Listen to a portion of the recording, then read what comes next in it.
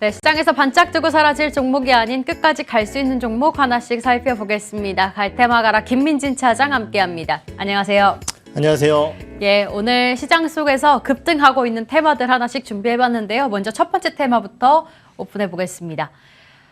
내년에 2분기부터 가스요금과 전기요금이 인상될 것이다라는 소식이 오늘 들려왔죠. 관련주가 급등 나타나고 있는데요. 대성에너지도 두 자릿수 급등세, 한국가스공사도 5% 가깝게 올라가고요. 여타 가스주나 에너지 관련주들의 흐름이 굉장히 좋습니다. 일단 가격 인상은 주가의 상승이고 그렇다면 투자자들이 좋아할 만한 호재이기는 합니다만 단기적으로 바라봐야 할까요? 아니면 내년 2분기까지 좀 장기적으로 트레이딩을 해봐야 될까요? 네, 사실 오늘 에너지 유틸 관련주, 가스 관련주들에 대한 전반적인 주가 흐름이 상당히 양호한 모습을 보여주고 있는 상황입니다. 관련 내용에 대해서는 1차적으로 언급을 드렸었지만은 전반적인 현재 시점에서는 첫 번째는 이제 전기요금에 대한 인상 이슈가 있었던 것 같고요. 두 번째는 이제 또 러시아 쪽에 이제 지정학적 리스크 요인들이 에너지가에 대한 상승을 좀 만들어내고 있는 상황입니다. 거기에 더해서 이제 또 매몰게 나오고 있는 이 강추위 이러한 부분들이 결국 이제 난방용 에너지에 대한 수요를 늘릴 것이다라는 기대감들 이러한 부분들이 복합적으로 작용을 하면서 오늘 관련주들의 주가 흐름이 좋은 모습을 보여주고 있는 상황인데요.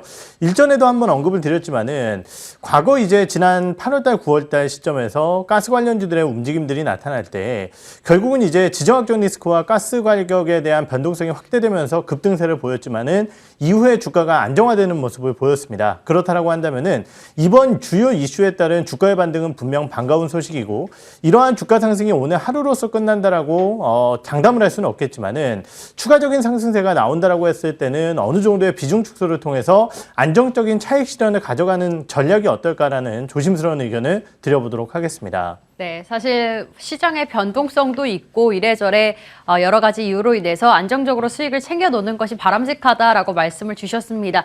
저희 오늘 이제 관련주로 하나씩 뽑아봐야 할 텐데 오늘 종목으로 한국전력을 챙겨오셨어요. 사실 만년 적자 회사기로 또 유명하잖아요. 그렇죠. 그래서 오늘 아침에 또 보수적인 이야기를 가져와 보자면 만년 적자인데 가격을 올린들 그 적자를 과연 벗어날 수 있겠는가라는 보수적 목소리도 좀 있거든요. 네. 좀 투자 포인트 한번 잡아볼까요? 네, 사실 해당 기업 같은 경우는 사실은 이 기업으로 엄청난 수익을 거두겠다 이런 정도의 목표는 아니고요.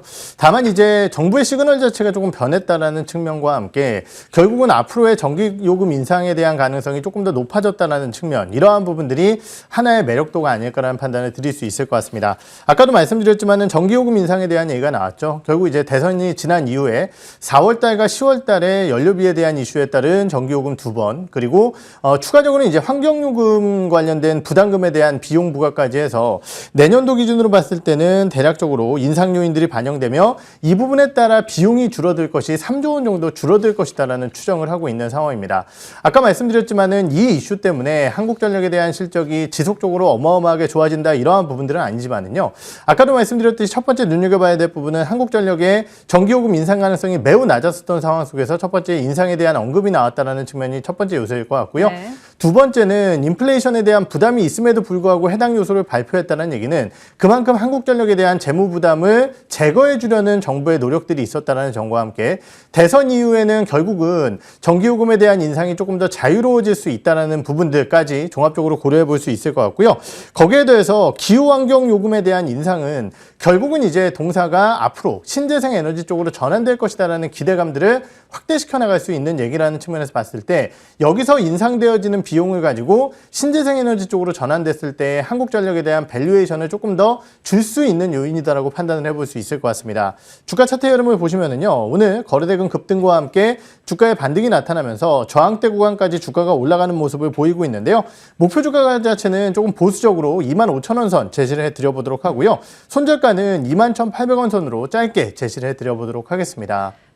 네, 오늘 가스요금 인상, 전기요금 인상 관련해서 리포트들도 굉장히 많이 나오고 있는데요. 한국전력, 다른 증권사 측에서는 3만 원 넘게도 목표가 주셨는데 일단 차장님께서는 안정적으로, 보수적으로 목표가 잡아주셨습니다. 25,000원 함께 체크해 보도록 하겠습니다. 이렇게 첫 번째 테마 확인해 봤고요. 바로 이어서 두 번째 테마 오픈해 보도록 할게요.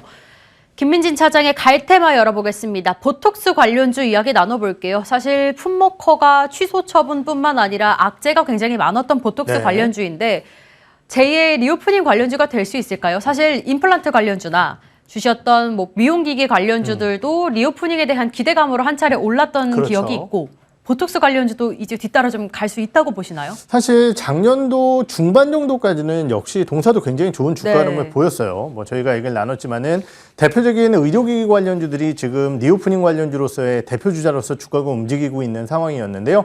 메디톡스 같은 경우 먼저 이제 품목허가 취소가 있었고 네. 이후에 휴재 같은 경우도 관련 뉴스가 동일하게 나오는 모습을 보였습니다. 그러다 보니까 보톡스 업종에 대한 전반적인 리스크 요인들이 확대되면서 관련주들에 대한 주가가 좀 크게 흔들리는 모습을 보였었다는 거죠. 하지만은 지금 코로나19의 영향력이 큰 현재의 상황이기 때문에 앞으로의 업황이 얼마나 빨리 좋아질 것이다라고 장담하기에는 어렵겠지만은 결국은 오미크론 이슈마저 잠잠해진다라고 한다면은 코로나19에 대한 이슈가 잠잠해지면서 리오프닝 관련주들에 대한 실적 모멘텀 자체가 높아질 수 있다는 측면, 이러한 부분들로 봤을 때 보톡스 관련주들도 저점 부근에서는 관심 있게 지켜볼 만한 대표적인 섹터가 아닐까라는 판단을 조심스럽게 드릴 수 있을 것 같습니다. 네, 관련되었던 악재들은 조금 불확실성은 해소가 됐다고 판단을 하시는 것 같고요. 이제 리오프닝 쪽으로 이제 관심을 가져보자라고 말씀을 주신 것 같은데, 뭐 메디톡스나 휴젤이나 사실 고점 대비 한 40% 넘게 하락을 조정을 받기도 했었습니다. 그렇죠. 어떤 종목에 조금 주목하실까요? 네, 저는 그 중에서도 조금 모멘텀이 있는 휴젤이라는 기업을 좀 예. 말씀을 드려보도록 하겠습니다. 아까도 말씀드렸지만 휴젤 역시 이제 품목허가 취소를 당하고 나서 주가가 다시 한번 급락하는 모습을 보였었는데요.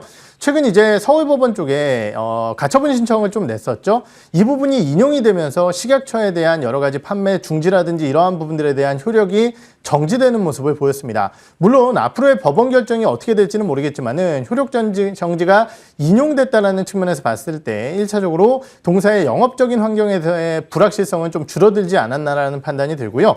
이러한 부분들과 함께 지금 동사 같은 경우는 지분에 대한 매각이 좀 진행되고 있죠. 최대 주주에 대한 지분 매각이 네. 진행되고 있는 상황인데요.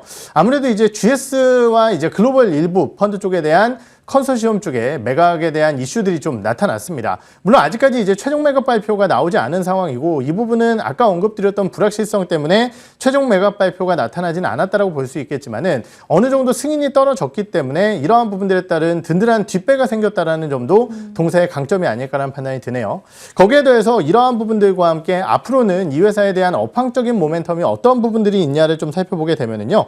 지금 춘천의 거두 공장이 이 GMP 인증을 마무리 지었습니다. 그렇다라고 한다면 결국은 내년도에는 EMA 승인까지 즉 이제 유럽에 대한 진출을 갈 수 있다는 거고 EMA에 대한 진출이 마무리가 되게 된다라고 한다면은 내년도 상반기 정도에는 FDA에 대한 신청도 진행될 가능성이 높습니다. 그렇다라고 한다면 결국 이 신청과 함께 미국 쪽에 대한 진출까지도 가져갈 수 있다는 거죠. 결국 국내뿐만이 아니라 유럽과 미국, 어떻게 보면 보톡스의 수요가 상당히 많은 국가들 쪽에 진출할 수 있는 기회를 얻을 수 있는 내년이라는 측면에서 봤을 때 동사에 대한 기대 요인들 그리고 실적적인 측면에서 올해보다 내년에 좋아질 수 있는 요소들이 만들어지지 않을까라는 판단을 드릴 수 있을 것 같습니다.